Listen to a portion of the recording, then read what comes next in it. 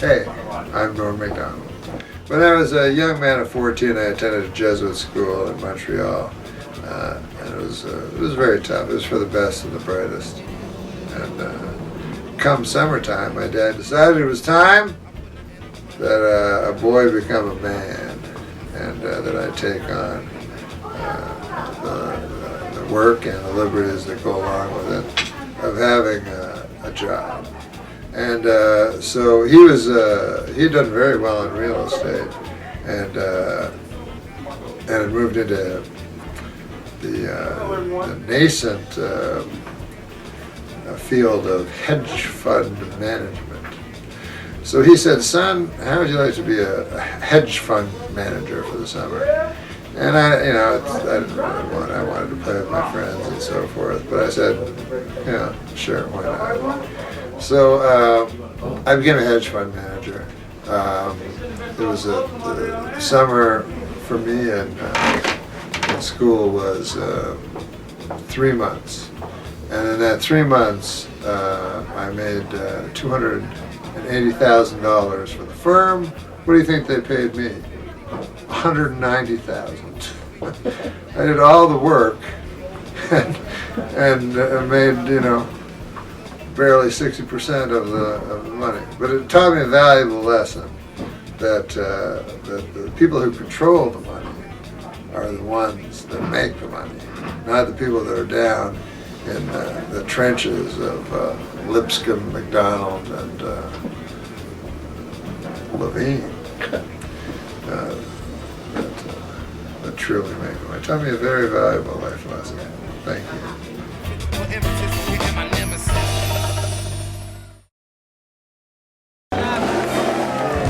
What's going on, Norm? I've not seen you in forever. You look That great. guy likes me a lot. Yeah, they all love you. They love you. My audience loves you. What's happening? What's new? Your hair is short. You look great. Yeah, I got short. I got a haircut. When? Oh, this is a very uninteresting subject. Yeah, but it looks good. It caught me off guard. Yeah, yesterday. Oh, wow, yeah. Well, it's short. That makes sense. Yeah. How's the family? How's everything going? Ah, great, man. Couldn't be better. Life is fantastic. Yeah. That's I good. like life, man. You do, really? Oh, my God. People that complain about it. First of all, you're lucky enough to be alive when you think about it. You know what I'm saying? Your mother had to have sex with your father. That your grandparents had to have sex. Great-grandparents had to have sex. It's lucky you're alive, my God. It's amazing. And I'm so happy every day that I'm alive because it's just a fluke. There's so many more people that never got to be alive. You know? And, that's an interesting point. I guess you're right. If you do the math. So when people carp about it, I'm like, man, it's the greatest gig in the world, being alive. You get to eat at Denny's, wear a hat, whatever you want. Yeah. Get haircuts. It is. Well, good. I'm glad life is going well. I know you're a big fan. You competed in the World Series of Poker in the celebrity event? No, in the real. In the real deal, right? Real deal, yeah. How was that? Well, it was sort of a nightmare. I was halfway through the first day. I was the massive chip leader. Right. And then which means you were doing great. Yeah, I was first place, 8,800 people, and then I threw it all away. You say that like it still tortures you to this day. Yeah, What happened? Was it all in one hand? Did you just go all in with something that you shouldn't have? Was it your bluffing? No, I was just, I had pocket aces, and the guy had jack queen to beat me. But so be it. I was going for there's two ways of playing it, right? You can go to trickle into the money, or you can go for first place, so I was going for first place. Yeah. You like to play poker, though, right? I like it okay, yeah. Yeah, all right. I play a lot. I got a little addicted to it on the internet. I was playing like 6 games at once for 7-8 hours a day. You know? Yeah. All right, so you like it a little bit. Yeah. I saw the poker area at one of the casinos in Vegas, and it's very bright, it's very sterile. You can't, like, swear, you can't smoke. And I'm thinking, well, there's no way Norm could really be into this poker thing, because those are two of your favorite things to do. I got a lot of penalties at the World Series for smoking. Oh, you can and you for smoke? Swearing, because, like, you know, your aces get cracked and you go, and, you know, and then it's like, it's a 20-minute penalty for each word, so I'm like out for an hour and a half, you know. But they let you back in. Yeah. They let you in after an hour and a half. What if you're swearing while smoking 10 cigarettes at once? It's so insane that you can't swear and smoke because everybody there is a degenerate gambler that smokes and swears. Right, yeah, it's a weird rule that they have there. It's very strange. I played the celebrity poker. That was the hardest of all. Why? Well, you go on the TV, and poker's not that hard, but identifying these other celebrities is almost impossible. Because... Yeah. That should really be its own sort of gamble. Yeah, that's right. Because I want to bet on the fact that I'm not quite sure that that guy is in Creed. I don't know. Exactly. I'll bet $1,000. I think that's just a better juice factor in that. They get peripheral celebrities like me. They're not like Matlock's going to be on the.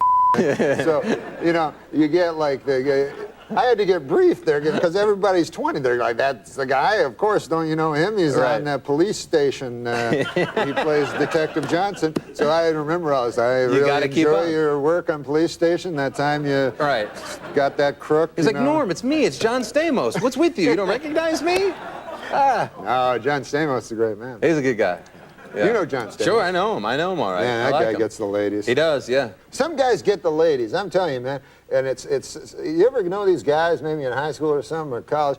You couldn't figure out why they did it, but they could get the ladies. You know, maybe they weren't the handsomest guy, but somehow, like I had a guy, a friend of mine, Bill. This guy, he could get any. I'm not exaggerating when I say this. Every night he would have a different lady, and they'd be beautiful. And finally, I asked the guy, I said, "What's your secret?" You know? He said, "I'm a serial rapist." Right.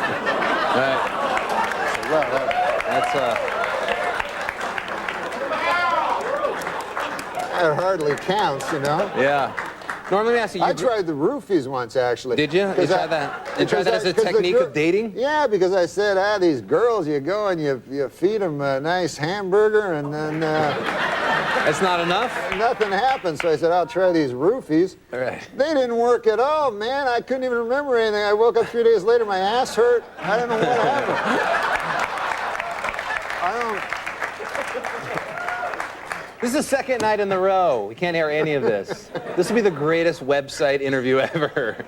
None of this will make air. They're just jokes. Let me ask you about, you grew up in Canada. Everybody in Canada speaks French, but your father, he forbid you from learning French, Yeah, right? yeah. Everybody in Quebec, where I grew up, Quebec City, about 99% French, a few English people.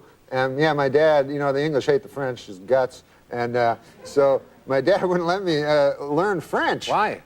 Because he hated the French. And so in school you could take either French or Latin, and I took Latin, and in Quebec City it turns out there's no ancient Romans. That's right. So I got beat up a lot by French guys, which is about the most humiliating thing that could ever happen to you. Right. Aside from losing at celebrity poker to the guy from the cop show. Let me ask you about, there's a couple of shows coming on NBC this year that both deal with SNL, where you spent some time. One of them is a drama, one of them is a comedy. Do you plan on watching Studio 60 or 30 Rock? Are you excited about these shows? It seems odd that there's two shows that are backstage of the same show, Saturday Night Live, right? And I don't even know if anybody watches Saturday Night Live, let alone backstage of Saturday. I know they weren't watching when I was on it. I thought you were great on Saturday Night Live. What's that? Do you watch it now? Oh, I thought it was great on Saturday Night Live, too. Do you ever go back? Do you ever go back to the SNL stage? Yeah, I love it, because ever since I was a kid, I watched Saturday Night Live, and I always loved it, and I still love it. I always go, every time I'm in New York, I go and see the guys and stuff. Yeah, it's fun to go back there, right? Oh, yeah. You were there. Yeah, I was there. Sure. You'd always hang out. I know what's going on.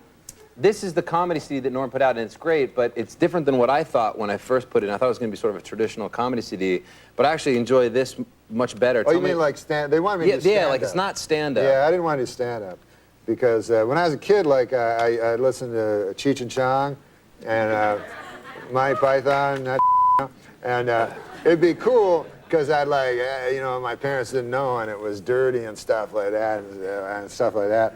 So I always wanted to do an album like that, that it's not for kids. They're like sketches, but they're much, much dirtier. Yeah, they're really filthy, and this album is not for kids, but it's for kids. Yeah, but if you're a kid, go get it. It seems like when you listen to this, and it's cool because it takes you back to like how people probably listened to radio in the 50s or whatever. It's very sort of theatrical, and it's very funny and dirty. It's the theater of the mind. It is, it is. Like when I'm an older fella, I'm in my late 60s. Now, when I was young, things were different, Carson, like pot was something that, you'd cook your eggs in. You know what I'm saying? Right, yeah, it wasn't. Hash was something that you'd eat with your eggs. You put some hash on the side. You know what I'm saying? Acid, was something that you'd, throw in a guy's face if he made a pass at your wife. You know what I mean? It's all different. It's all different. When did you grow up? In the 40s? Yeah, I'm an old 68. Ecstasy. What was ecstasy? Ecstasy was that feeling that surged through your body when you threw a bunch of acid in a guy's face.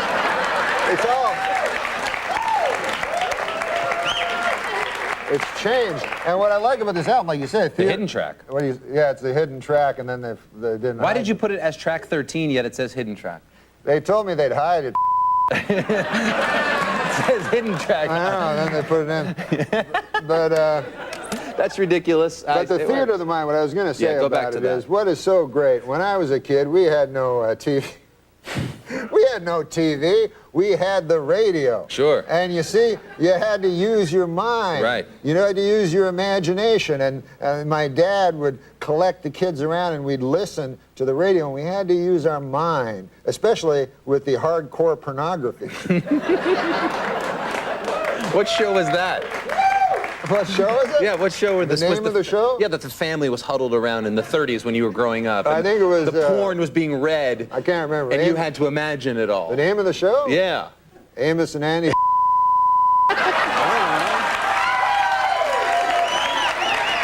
that's the one.